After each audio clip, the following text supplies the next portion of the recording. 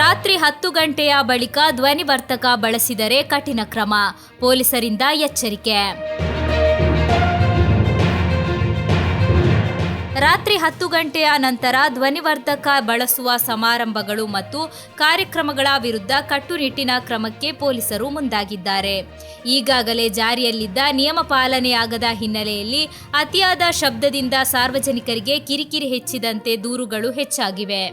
ಈ ಹಿನ್ನೆಲೆ ಎಲ್ಲ ಪೊಲೀಸ್ ಠಾಣೆಗಳಿಗೆ ರಾತ್ರಿ 10ರ ನಂತರ ಧ್ವನಿವರ್ಧಕ ಬಳಕೆಯಾದಲ್ಲಿ ಅದನ್ನು ವಶಪಡಿಸಿಕೊಂಡು ಸಂಬಂಧಪಟ್ಟವರ ವಿರುದ್ಧ ಕ್ರಮ ಕೈಗೊಳ್ಳುವಂತೆ ಸೂಚಿಸಲಾಗಿದೆ.